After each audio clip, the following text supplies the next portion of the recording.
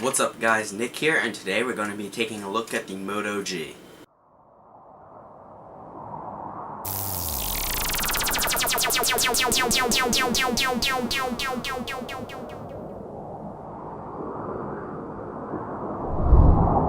The first thing that really stands out with the Moto G is the price. It starts out at $179, which is an extremely good deal for a smartphone.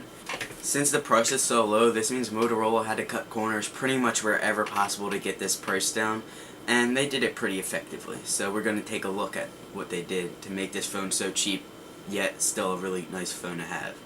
Let's start off with the phone's design. It has a slight curve to it, which feels nice in your hand.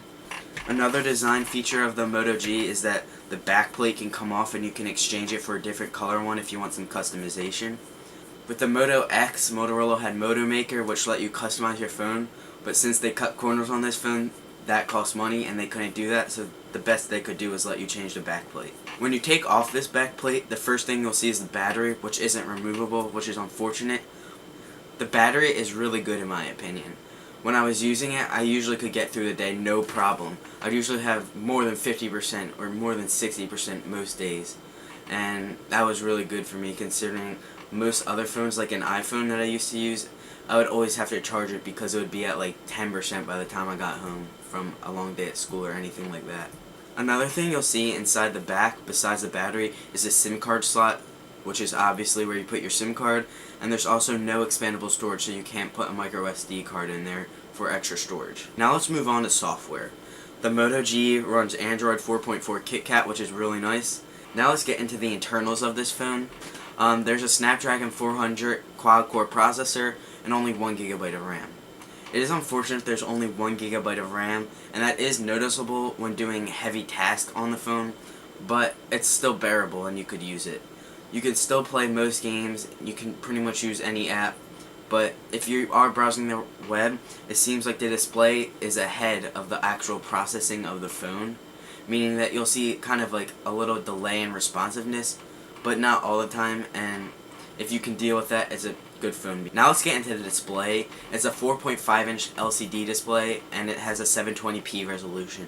It's not 1080p, but it still looks pretty good. Now since this is a budget smartphone, they had to cut corners somewhere, and the two biggest features that are missing are going to be NFC and 4G LTE.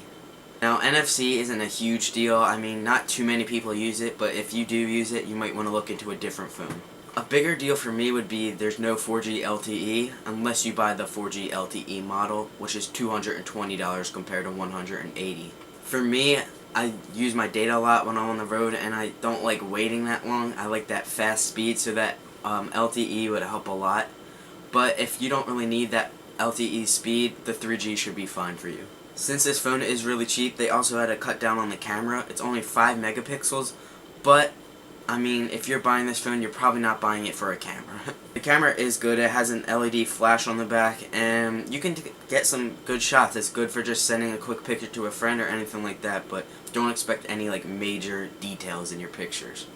Overall, the Moto G is a really good phone for the price. It has a quad-core processor, which you don't see in many other budget phones. So if you're looking for a phone, I would definitely recommend the Moto G if you're on that tight budget, and it should pretty much fit your needs. If you're looking for a high-spec phone, I would recommend going with like a Moto X or some higher spec phone. Even though this has a quad-core processor, it still only has 1GB of RAM, and it's mainly for those on a budget. That's all for this video. Thanks for watching, everyone.